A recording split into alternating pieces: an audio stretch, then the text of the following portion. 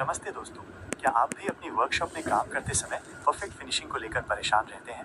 कभी कभी ड्रिलिंग के बाद किनारों को स्मूथ करना मुश्किल हो जाता है, जिससे काम उतना साफ सुथरा नहीं दिखता जितना दिखना चाहिए। लेकिन अब इस समस्या का समाधान आ चुका है।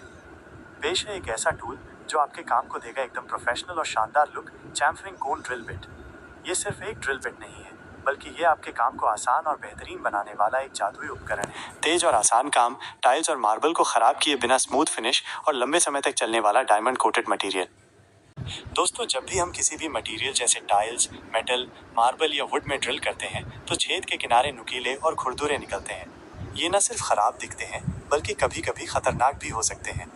इन किनारों को चिकना और प्रोफेशनल बनाने का काम करता है ये कोन ड्रिल बिट। देखें, ये कितनी आसानी से किनारों को बिल्कुल स्मूथ बना देता है।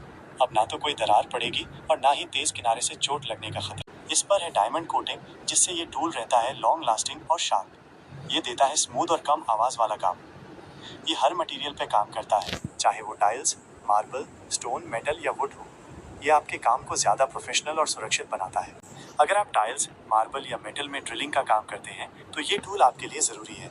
ये आपके समय की बचत करेगा और आपको परफेक्ट रिजल्ट देगा। तो दोस्तों, अगर आप भी अपनी वर्कशॉप को अपग्रेड करना चाहते हैं तो ये टूल आपके लिए बेस्ट है।